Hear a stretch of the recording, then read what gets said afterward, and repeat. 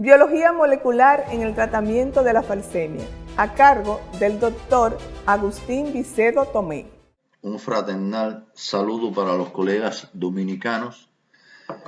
Quisiera agradecer a la Asociación Dominicana de Investigaciones Pediátricas y a la dirección del Hospital Infantil Dr. Robert Rey Cabral esta oportunidad de compartir en la 6ª Jornada Nacional de Pediatría Profesor Hugo R. Mendoza.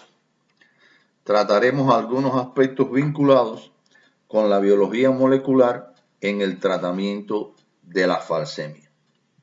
Yo soy el profesor Agustín Vicedo y pertenezco a la Universidad de Ciencias Médicas de La Habana. La falsemia, drepanocitosis, sickle cell anemia o anemia por hemoglobina S, anemia por eritrocitos falciformes, es una afección caracterizada por la deformación y destrucción intravascular de los eritrocitos. La enfermedad es hereditaria, se transmite de padres a hijos y su patrón de herencia es autosómico recesivo. Quiere esto decir que solo aquellos individuos que son homocigóticos para el gen defectuoso presentan las manifestaciones clínicas de la enfermedad. La enfermedad es preponderante entre los individuos que son afrodescendientes, ya que los genes fundadores aparecieron en esta región del planeta, aunque mediante la trata de esclavos y otros fenómenos migratorios se ha ido extendiendo a otras regiones del planeta. La esperanza de vida de estos individuos no rebasa los 40 a 60 años de edad y se calcula que en los Estados Unidos de Norteamérica deben existir alrededor de 100.000 afectados. También en nuestros países, por su composición étnica, la enfermedad es relativamente común. La etiopatogenia de la falsemia se caracteriza por la presencia en estos individuos de una hemoglobina anormal, hemoglobina que ha recibido el nombre de hemoglobina S. La hemoglobina es una molécula que interviene en el transporte de oxígeno en la sangre y está compuesta por 4 cadenas polipeptídicas, 2 cadenas de tipo alfa y 2 cadenas de tipo beta. Resulta que en la hemoglobina S, en sus cadenas beta, en la posición 6, se ha producido el cambio de un aminoácido que originalmente era ácido glutámico y es sustituido por el aminoácido valina. Esto se debe a que a nivel del ADN, el codón GAG que codifica para el ácido glutámico, al sustituirse uno de los nucleótidos, queda convertido en GUG que codifica para el aminoácido valina. De modo que esta molécula en sus cadenas beta presenta un aminoácido que no estaba presente originalmente en la hemoglobina A. Este cambio de un aminoácido por otro que pudiera aparecer como algo relativamente sencillo tiene consecuencias muy importantes. Uno de los problemas deriva de que el ácido glutámico, el aminoácido que originalmente debe aparecer en la cadena beta, es un aminoácido con carga negativa, un aminoácido ácido que presenta una gran polaridad y afinidad por las moléculas de agua. Mientras que la valina es un aminoácido cuya cadena lateral es hidrofóbica y no presenta tendencia a asociarse con el agua. La molécula de la hemoglobina de los eritrocitos que pueden caer en lo que se ha conocido como proceso de falciformación o de cycling. ¿Qué es lo que ocurre?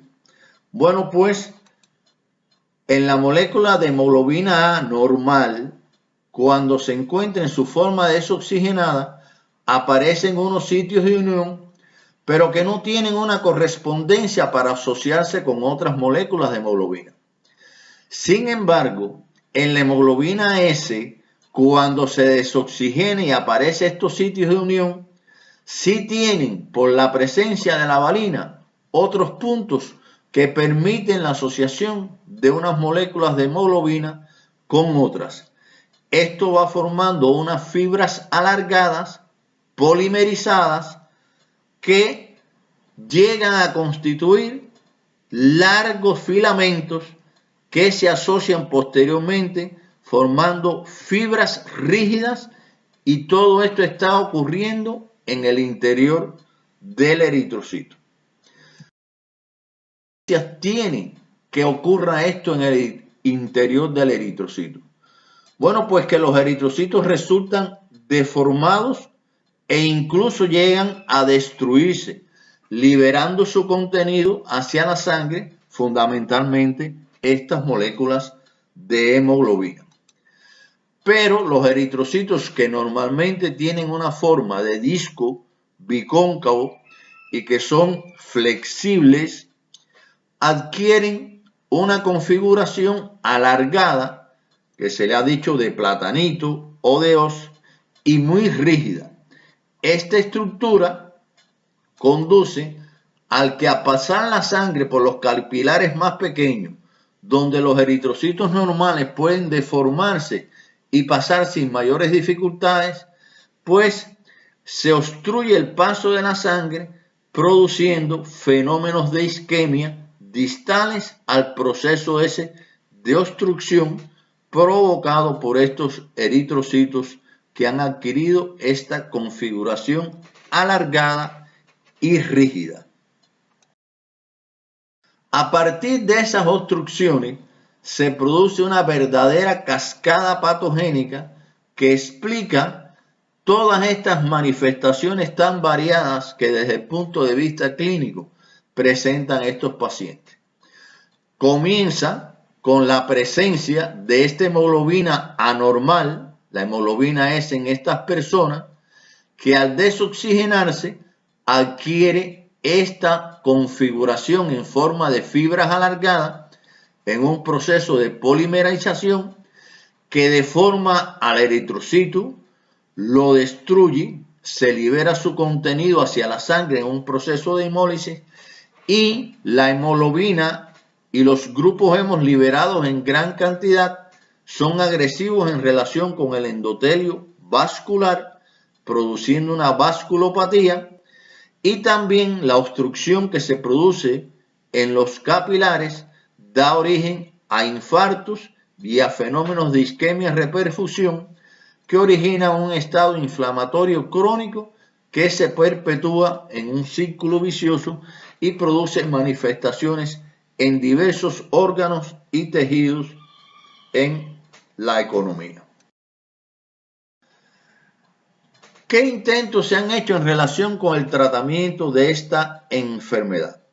Bueno, podemos decir que existen tres aproximaciones fundamentales para tratar esta afección.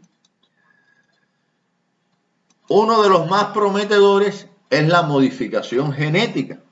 Ustedes comprenderán que si se trata de una alteración cuyo origen está en los genes, pues la modificación a nivel genético pudiera corregir este defecto en estos individuos.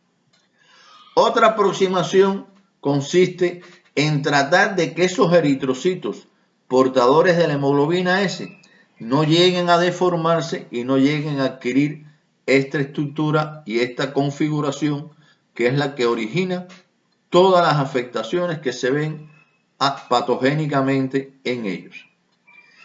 Y una tercera aproximación sería tratar las consecuencias que en los diferentes órganos y tejidos se presentan como producto de esta cascada patogénica que hemos mencionado. Desde el punto de vista de la modificación genética, se han hecho tres tipos de intentos. Uno es el trasplante de células hematopoyéticas.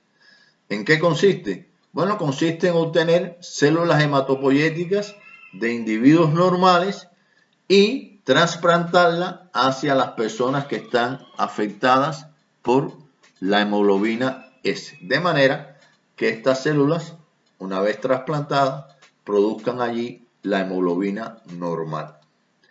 Otra aproximación ha sido a las propias células hematopoyéticas del individuo, introducirles el gen correcto de las cadenas beta de la hemoglobina A para que ellos mismos produzcan en sus células la hemoglobina correcta. Y otro nivel de intervención sería corregir a nivel del ADN la alteración que se ha producido en el codón que vimos al principio y corregir esa mutación para que el individuo produzca la hemoglobina normal. En relación con el mecanismo que pretende evitar el proceso de falsiformación de los eritrocitos, se han utilizado dos aproximaciones. Una de ellas es modificar esa hemoglobina S, realizarle algún cambio que impida que ella entre en ese proceso de asociación de unas moléculas con otras y forme las fibras intraeritrocitarias que vimos que conducen a la deformación del eritrocito. Y la otra es incrementar en estos individuos la producción de hemoglobina F, que como veremos es una hemoglobina que está presente en la vida fetal, pero no así en el adulto. En cuanto al tratamiento de las consecuencias, pues se han utilizado diversos compuestos, la altoglobina y la hemopexina como secuestradores de hemoglobina y de grupos hemo para evitar las acciones tóxicas de esta sustancia cuando están en grandes cantidades, los antiinflamatorios para corregir los fenómenos de este tipo, los antioxidantes para evitar los problemas derivados de las acciones de los radicales libres y los antitrombóticos vinculados con la disminución de los fenómenos de vasooclusión. Vamos a ver los aspectos vinculados con este intento de aumentar la producción de hemoglobina F en los individuos falsémicos. La hemoglobina F es una hemoglobina que está presente durante la vida fetal, es la encargada de transportar el oxígeno desde la placenta hacia los tejidos periféricos en el feto. Esta hemoglobina, una vez que se produce el nacimiento, es reprimida, pero téngase en cuenta que los genes permanecen allí en esas células, aunque se encuentran silenciados. La hemoglobina F persiste en muy pequeñas proporciones y coexiste con la hemoglobina A en el adulto. Se dice que hasta un 3% de hemoglobina puede estar presente en esa persona. De manera que existe la potencialidad de producir en el adulto este tipo de hemoglobina. La composición de la hemoglobina F es alfa 2, gamma 2, quiere decir tiene dos cadenas de tipo alfa y dos cadenas de tipo gamma. Pero lo más importante desde el aspecto que nos ocupa en estos momentos es que la hemoglobina F no presenta tendencia a la falsiformación. ¿Hacia dónde se puede dirigir la acción farmacológica para intentar desreprimir la hemoglobina F y que sus genes productores se expresen nuevamente en un individuo donde se encuentran silenciados o reprimidos? Bueno, se sabe que los principales represores de los genes que codifican para la hemoglobina S son el BCL11A y el SOX6. Pero también se han visto implicados algunos receptores nucleares que intervienen en el complejo de represión y como existen mecanismos epigenéticos de regulación, varias enzimas que intervienen en la modificación nuclear, pues también pueden ser blancos farmacológicos para volver a expresar los genes de la hemoglobina F en el adulto. Estas enzimas incluyen a la ADN metiltransferasa, la de metilasa específica de lisina y las desacetilasas de histona, que modifican los compuestos que se asocian con el ADN en este proceso de represión. Muchos intervienen en la represión de la síntesis de hemoglobina F se han utilizado en el tratamiento de afecciones mieloproliferativas y precisamente de allí ha venido la observación de que logran incrementar la producción de hemoglobina F. Algunos de ellos son inhibidores de la acetilasa de histona que mencionábamos, como el vorinostat y el panovinostat. Otros inhiben a la metiltransferasa, como la decitabina.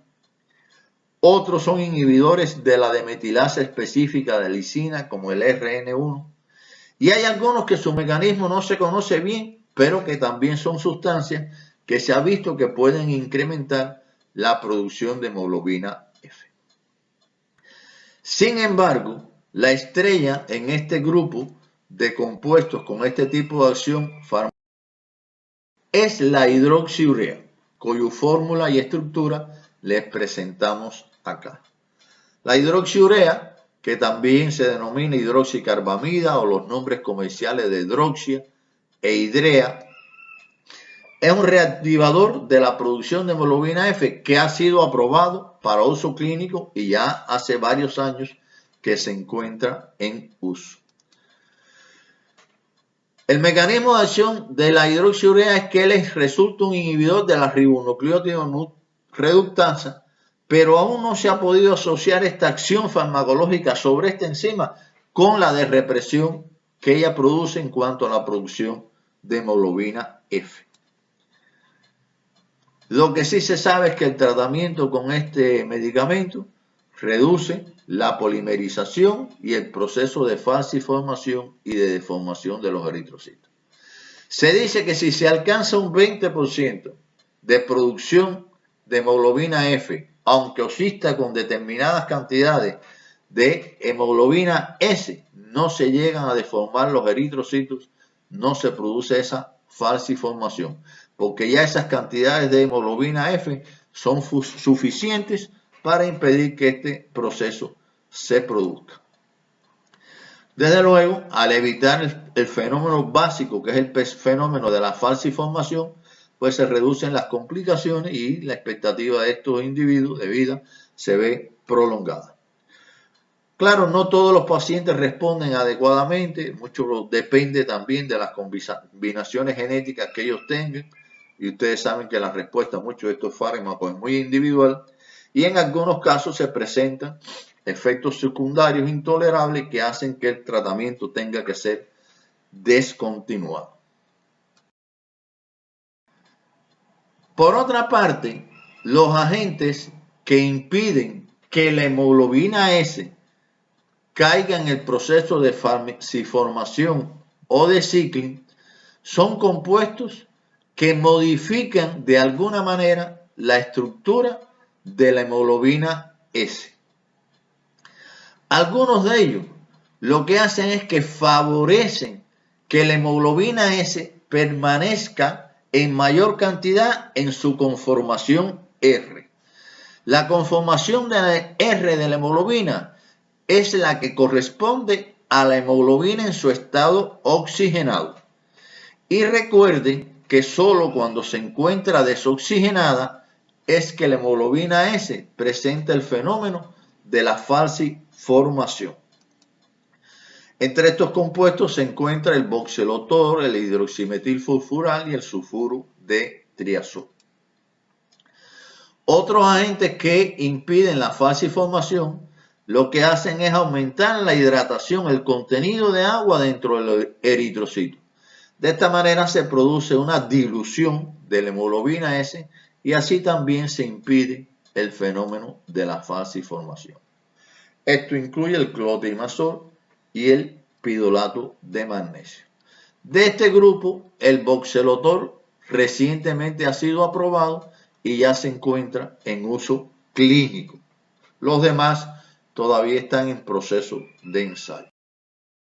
En cuanto a la terapia génica, la modificación génica curativa que vimos inicialmente entre las posibilidades terapéuticas, debemos decir que para que en una enfermedad se pueda aplicar, es necesario que el gen se encuentre clonado y que su función y control sean conocidos. Tener el gen clonado es como decir tener el gen en un frasco para su utilización. El fenotipo de la enfermedad que se vaya a tratar con este procedimiento tiene que ser reversible, porque de lo contrario no tiene sentido modificar el genoma del individuo si los cambios que se han producido ya no son retornables. Debe haber un método que permita la introducción del gen adecuado en las células del enfermo y que cuando ese gen se introduzca se exprese allí de una forma adecuada y estable. De manera que se produzca una modificación ventajosa en la fisiología de ese individuo y que no se produzcan efectos colaterales que resulten nocivos y que impidan el uso de este tipo de tratamiento. ¿Cuáles son los métodos de introducción de genes que se han empleado? Bueno, existen varios, pero en el caso de la falsemia, lo que más es estrategia de introducir el gen normal mediante virus, sobre todo del tipo de los lentivirus. ¿Qué es lo que se hace en estos casos? Bueno, se toma el gen, los genes del virus, el genoma, y se le elimina algunos de los genes que intervengan en la replicación viral. De manera que lo que obtenemos es un genoma viral que no tiene la capacidad de reproducirse, que no tiene la capacidad de replicar, y esto impide que se vaya a producir una infección por el virus en la célula.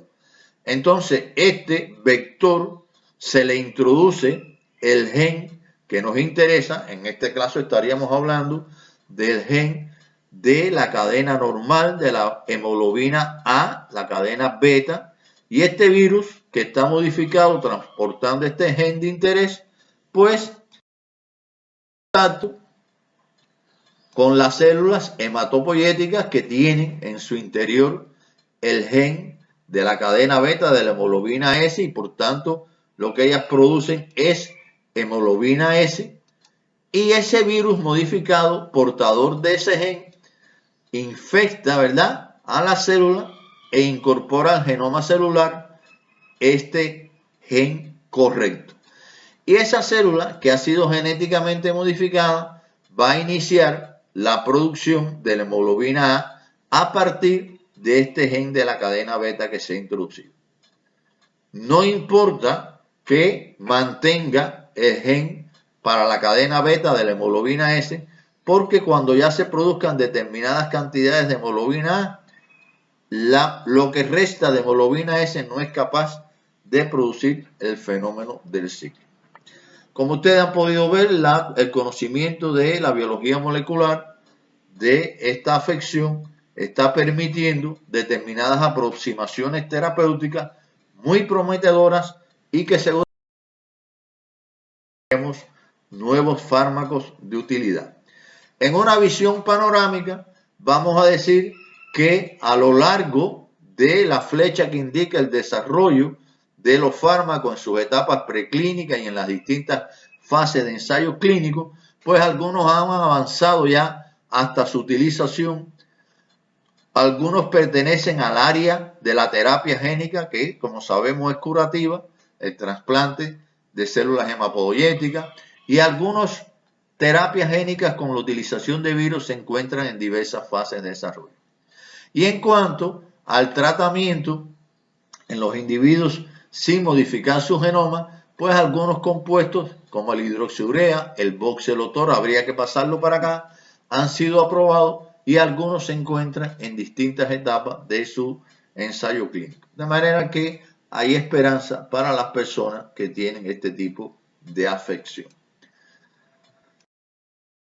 Agradecer vuestra atención en esta mañana y también agradecer a la querida amiga que facilitó mi participación en este evento. Muchas gracias.